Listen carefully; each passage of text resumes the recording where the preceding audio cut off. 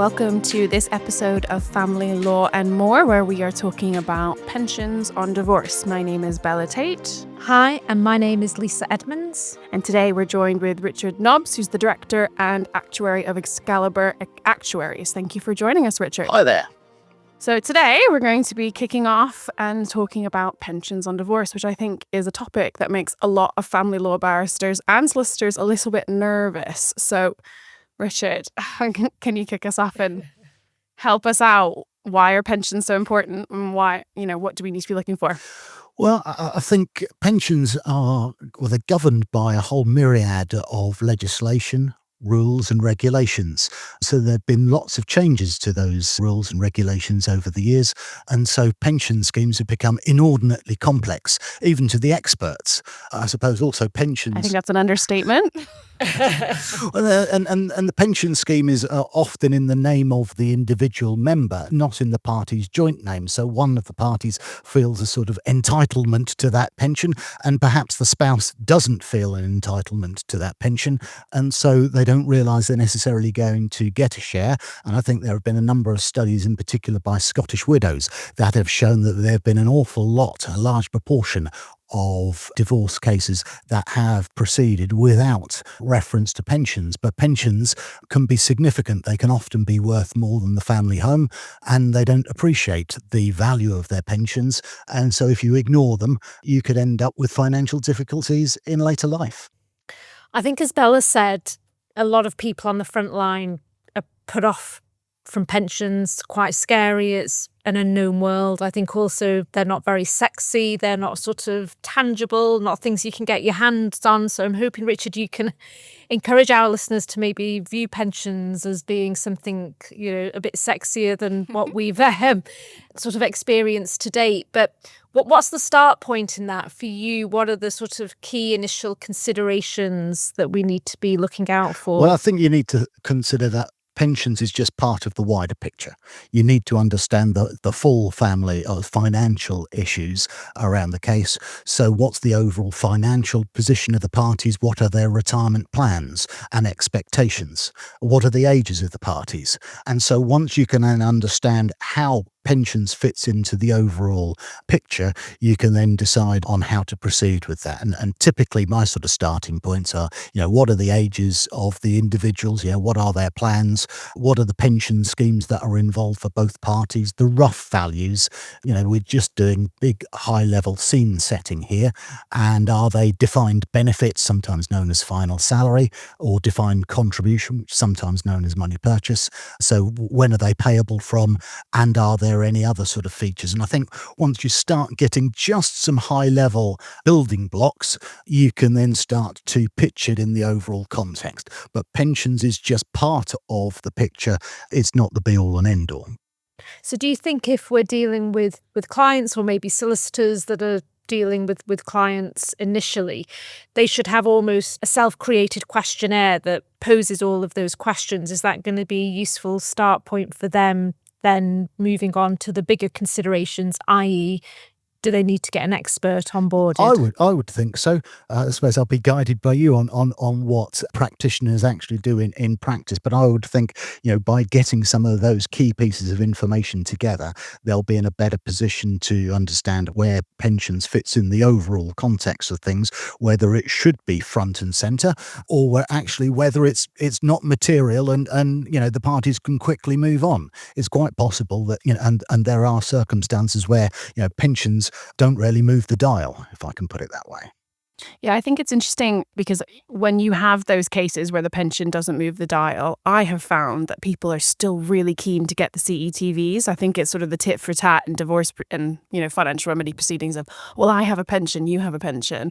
And I've had clients who then go look for that pension because they think they don't have one, and then they find out they do, but it's really small, and they're still saying, oh, we need the CETV of that. And I think that there needs to be a proportionality element of, do we really need that?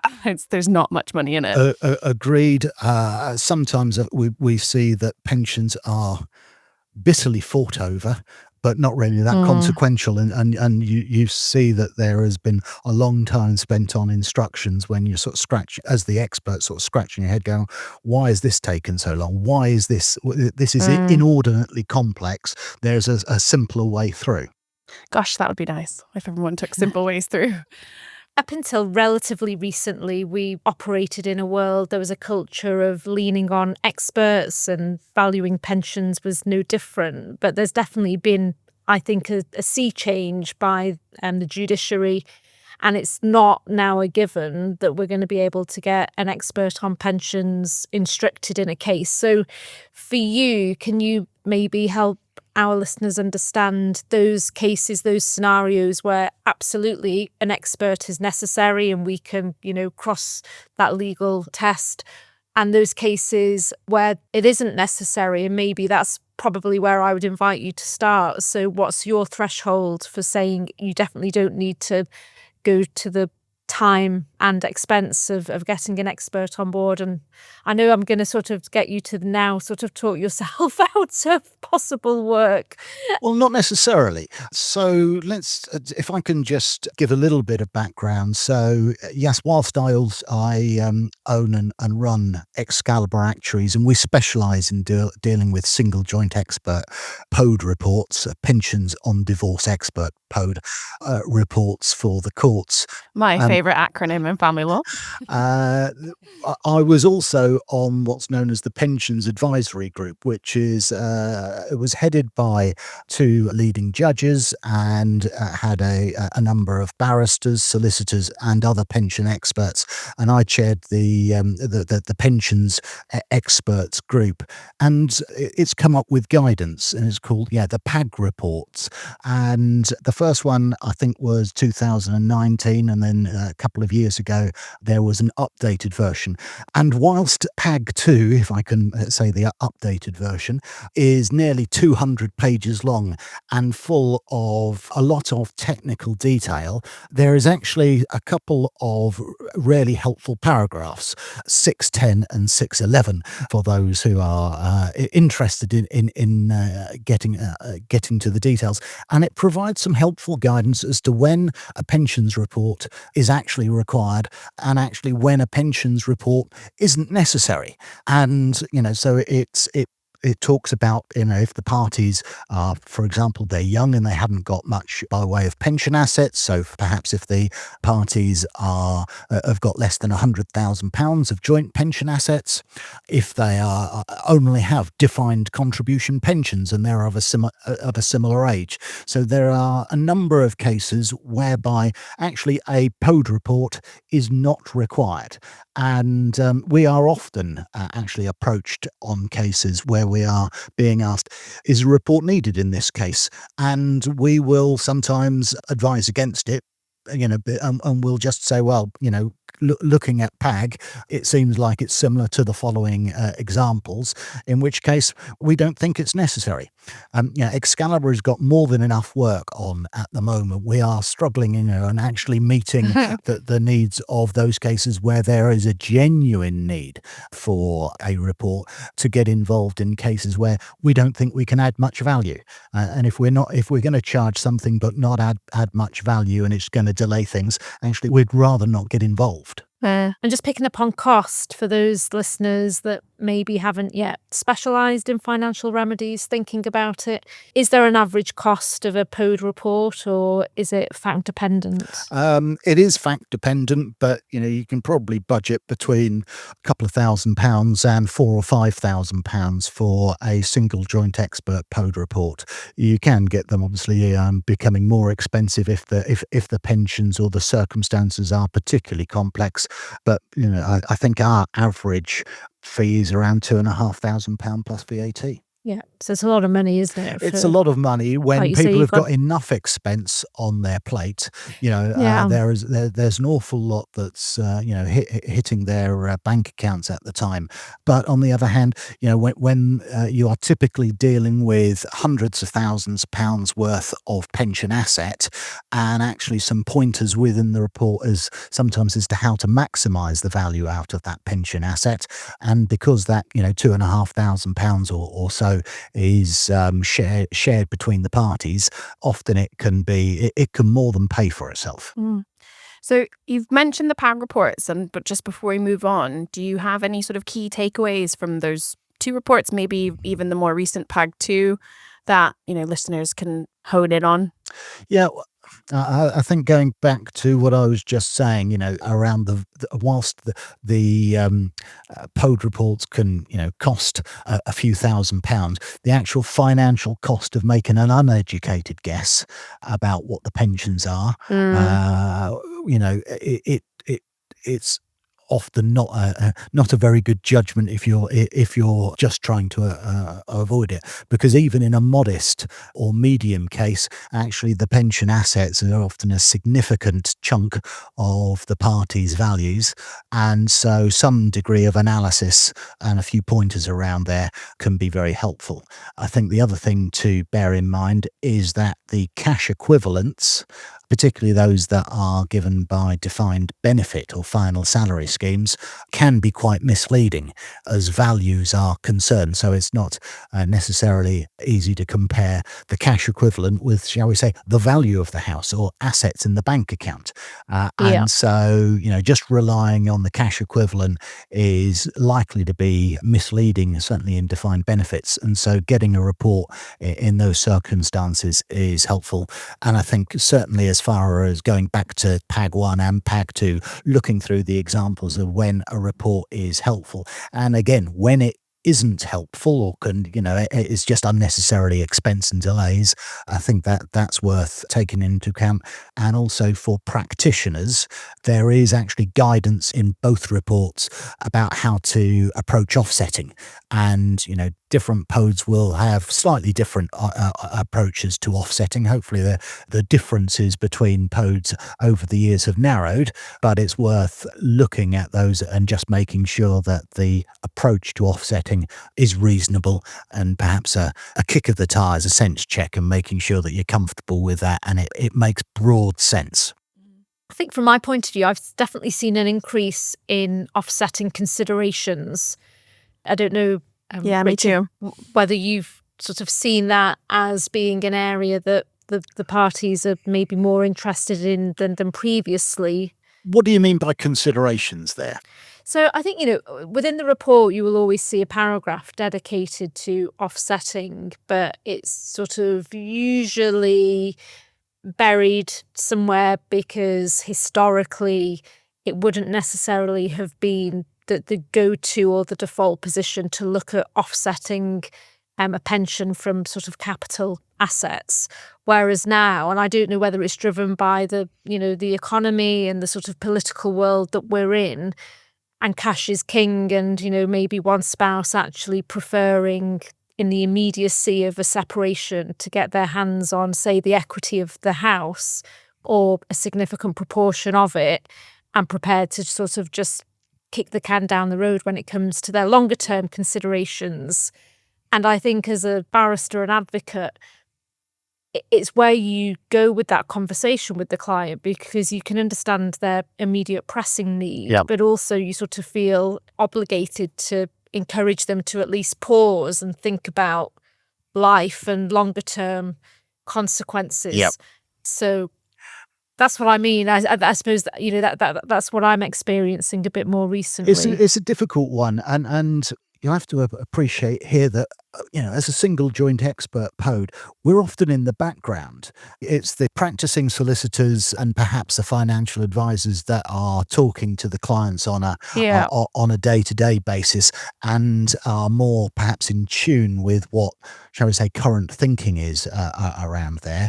I'm certainly aware that, historically, offsetting has been the predominant feature or the predominant way of dealing with pensions. I think since PAG 1, I would like to think that the amount of pension sharing has increased, but pension sharing sometimes isn't practical, and sometimes offsetting is the only way really of dealing with things.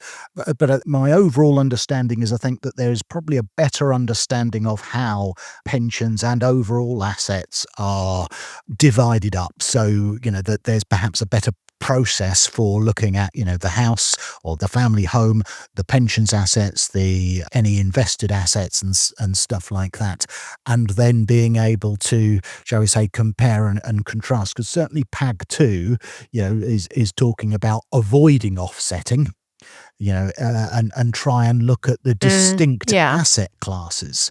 And I think, that to me makes a lot of sense. So I normally try and sort of steer away from offsetting, because to a certain extent, it becomes inherently unfair. What you're doing is you're comparing effectively an income in the future with capital now. And, you're looking at going, well, actually, you're almost bound to end up with unequal outcomes there.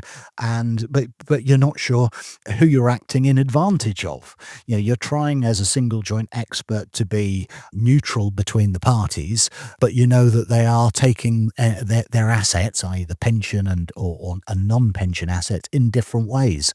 And so it's bound to end up with some rough edges. I certainly think that since the Liz Truss premiership debacle, when interest rates went through the roof, offset values have fallen. Long-term interest rates have gone up. Defined benefit cash equivalents have gone down. Typically, offset amounts have reduced. So offset amounts are perhaps becoming more affordable now, which may be, Lisa, why you're seeing this as being more more attractive in the current financial climate. On the other hand, we've seen energy prices and basically prices in general go through the roof. So people are perhaps more conscious of their, what they can actually afford on a day-to-day basis and having to, I suppose, build up their bank accounts. So it will depend on the circumstances of the case. Yeah, I mean, I have to say, I had a case recently we had a actuary report, and my client had basically no pension. She had like £1,000 pension, and the other side had £400,000, and she wanted to do an offset. Yep. And it wasn't possible because there wasn't enough cash for him to pay it out. And I was sort of, I was long-term planning for her to think, actually, to be able to give yourself a much more comfortable pension. She wasn't a million miles away from it in terms of age. Yep. Seemed to be, a more secure option for her long-term. But I have found that clients really struggle to not, or to get their head around pension being not £1 for pound, like a pound in a pension isn't a pound in the pocket. Like They really struggle with that. So when I'm trying to have discussions with them about pensions, I try and just sort of say, this is a completely different beast. And it's so complex. There's so much legislation that goes into pensions and rules. And then there's the PAG reports and everything else. So I think I've seen similarly, I think people want to capitalize because they need the money. They think they need the money right now. But the long-term goals seem to be harder for them to grasp. I mean, I guess that makes sense. We're all much more about now than we are about 20 years in retirement. But I think that the difference between, describing pension as a different type of asset, that language seems to be becoming more and more common, which hopefully will help clients understand it. Good, because there is a trade-off between money now and money tomorrow.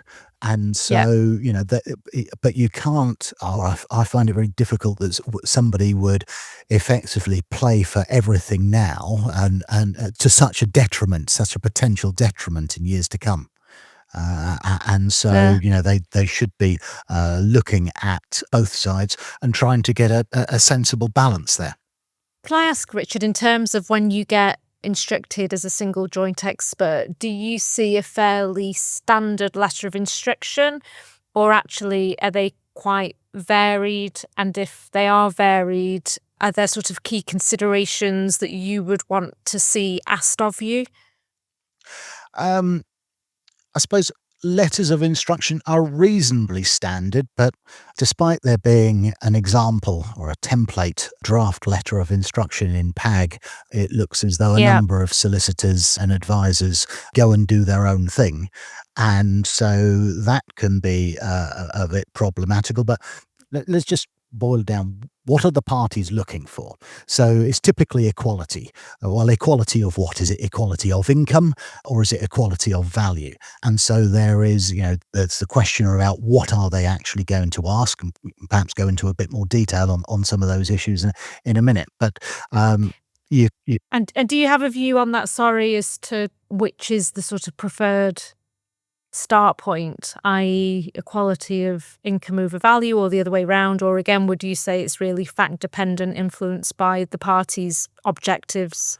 Well, I think you've got to start off with the parties' objectives there, but certainly the PAG, and PAG debated this in quite some detail, and most of the practitioners felt reasonably comfortable with equality of income, certainly for needs cases. And by needs cases, Yeah. I'm saying here, that the needs of the parties are not covered by the assets that are available. And so when they get looking at needs cases, typically equality of income is preferred.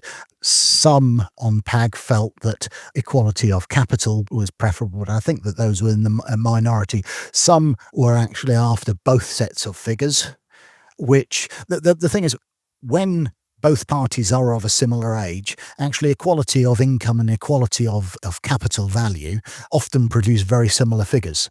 And so you might as well, in my view, then just go for equality of income. Equality of capital can be interesting, if I can put it that way, if one of the parties has or if there's a larger age difference between them, if one of the parties has a health condition, if there is if there is a reasonably significant health condition, so that their life expectancy is sort of reasonably changed, then that would probably point to equality of capital being a consideration. It's not necessarily the overriding thing here. And the other one is uniformed public services. So armed forces, police pension scheme, and the firefighters pension schemes. Those pension schemes are rather complex, and the older pension schemes there allowed the pension scheme member to retire potentially at a very early age, and a much earlier age than the spouse can actually pick up their pension credit if there is any sharing. So in those circumstances, you might want to look at equality of value, either as well or instead of equality of income. Interesting.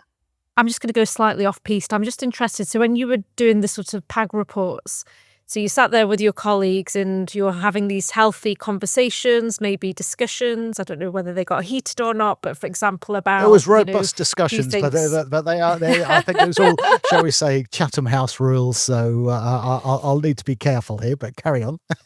Yeah, no, of course. But I mean, to produce the guidance, did you sort of go, okay, sort of hands up, who thinks equality of income is more important than value, or however the question was posed, and therefore the majority then influenced the guidance? How did you get to a majority understanding as to I think pretty what much the guidance was going to say? Everybody who was sitting around the table, or the vast majority of people, expressed a view on that. But these are people who are quite comfortable expressing their views in pretty much whatever circumstances, and so the views are got out on the table. But we had to find a way that we could report back to, shall we say, the industry with some guidance there. And because there isn't a one-size-fits-all situation, that range of views, I think, had to be expressed, if I can put it that way, and put into the report, so that when the judiciary or when parties are negotiating around pensions on divorce, they know what the key issues are and what the key arguments that they should be making. It's interesting, Lisa, you say you wonder whether or not it got heated, because I was before a district judge up in the sort of Preston area recently, and she said she never thought actuaries could get so cross, but she was in a case where there were two of them and they nearly got in a fight. Wow. So people feel strong. I think people feel strongly at times. I have sometimes been asked, if you ask, let's say 4 actuaries in a room for an answer, you might get 5 or 6 responses. I mean, it's just there are a number of complexities there, and different codes have different approaches, but we were actually able to find quite a lot of common areas there. So whilst doing PAG was somewhat sort of time consuming and did involve a lot of discussions, I think overall it's been very helpful, and being able to provide some guidance, and we refer to it regularly in our reports going, this is why we have dealt with things in a particular manner. Now, just because it's in PAG doesn't mean to say it has to be dealt with that way, but I think that's a really useful starting point. So you can then the parties or the judiciary and the advisors can go, okay, and are there any unusual circumstances, or are there any circumstances in connection with this particular case that should take us effectively off piste? And actually there still are. I think, whilst PAG provides an awful lot of information, there are circumstances where I think I go back to the principles of PAG, but actually I might deviate from the letter, if I can put it that way. But I would want to then sort of explain my approach in my report. Yeah, I mean, it's an opinion. This is what we are asking for with single joint experts. And I think this is why pensions are so complex, is they have so many nuances that can add up to different answers sometimes. But obviously having the understanding in the report of how you got there is sort of key for us as practitioners. Well, yeah.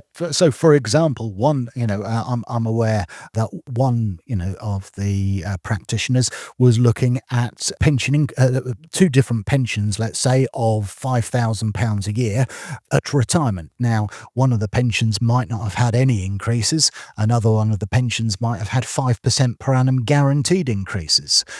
But if the instructions are for equality of income at retirement, then, at retirement, if one's £5,000 and the other one's £5,000, there's an argument for saying, well, that they're both equal at that point in time.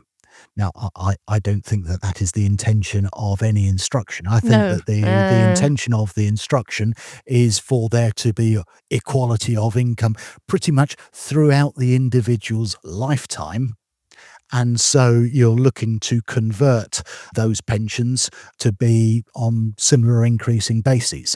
So, if we pick a midpoint of, 2.5%, then, the one that wasn't increasing, 5,000 might only be worth sort of, let's say, 4,000, where the other one might be worth £6,000. And so actually it's very clear then that the party with the £6,000 equivalent pension has to share with the other party. But it's really important, I think, to go back to the principles of PAG and effectively what you think the courts should be, looking to do, which is, broad fairness. So we're definitely making this an interesting conversation, because we've gone slightly off topic there, Richard. I think, in fairness to you, you were giving us an overview as to sort of the practical considerations that need to be asked before going down the road of instructing a POD, and we then sort of hit on equality of income versus equality of value. Any other considerations? So I think then you've got the question of what age. So most of the cases that we are dealing with, the parties are in their sort of 50s. I mean, there's a whole spectrum of ages. Sometimes we're being asked to deal with parties in their 40s. We have, I think, at the sort of extreme, had parties in their 80s, maybe even 90 years old. And so with those who are in their 50s, they haven't yet retired. And the question to our mind is, at what age are you looking to achieve equality from? That's typically it. And that's then sometimes that's put in the letter of instruction, sometimes it isn't. The thing around letters of instruction is the more scenarios that are being asked for, the more complex the report, the more expensive the report, and sometimes the more time consuming to produce the report. So, for example, if we are being asked to do equality of income, for example, from ages 60, 65 and state pension age 67, then we need to go and find out how any of the defined benefit pensions are going to adjust the pension for early or late payment, depending on what the normal retirement age of that is, of that pension is. So that can significantly add to the time in which to go and get that information. And as I say, it then means longer a more complex report and a more it's more difficult to read through, as well as expensive. So there's the ages. Then there's the question around whether there's going to be any ring fencing. Sometimes the parties will be looking to ring fence perhaps pre-marital pensions, i.e. pensions built up before the marriage or pensions built up after separation. That is I'm key. seeing that more and more creeping in to letters of instruction. And I'm gobsmacked to a certain extent. So after PAG 1, PAG 1 was talking about needs cases and said in needs cases that ring fencing is seldom appropriate. Now, after PAG 1, we expected a big reduction in the number of ring fencing questions.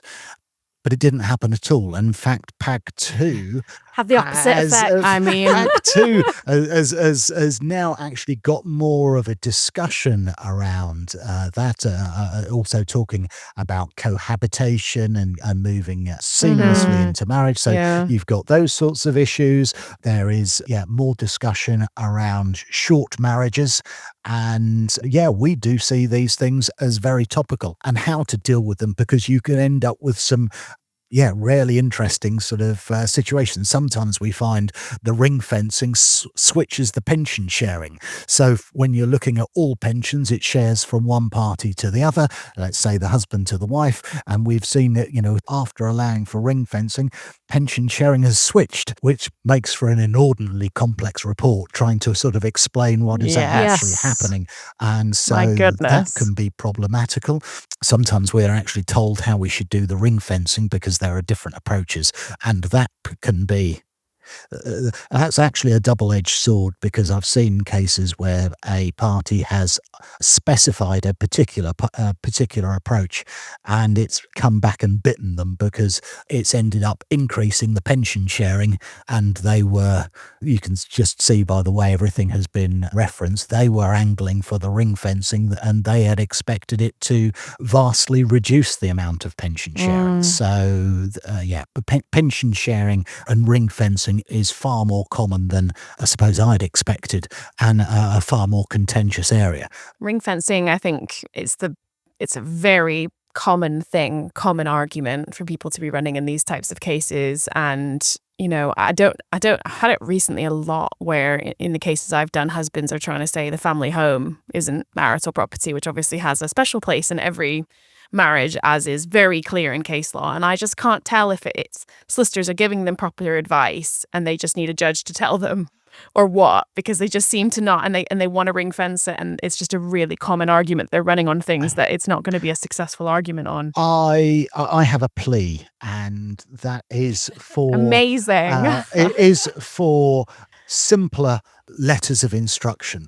We often see, shall we say, bitterly contested letters of instruction. The parties are asking for ring fencing from, they'll ask from the cohabitation, they'll ask for another scenario from marriage, then it'll be up to the date of separation. Sometimes the parties can't agree when they originally cohabited. Sometimes the parties can't agree when they have separated. And sometimes those differences, whilst they are bitterly fought and argued over, actually make tuppence halfpenny difference to the end pension sharing results. So I would ask that the number of scenarios there is reduced, and that solicitors and practitioners are more, shall we give a heavier steer, if I can put it that way, to what is reasonable. Robust. Absolutely. And the question is, can a deal be done? If the cohabitation date is 12 months apart, and actually the amount of pension that has been built up is over that 12 months is reasonably negligible, then perhaps pick a middle date.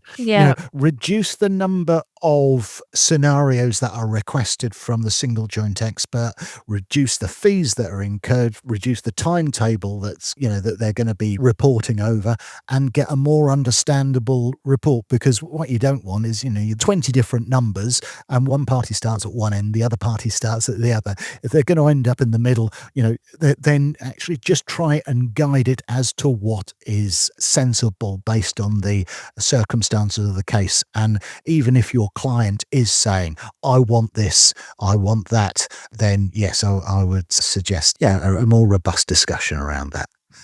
Well, they've heard it here first. So, if only. When we come to pension sharing orders, one of the very common questions that we want to be advising clients on and they're asking about is the cost of implementing those pension sharing orders.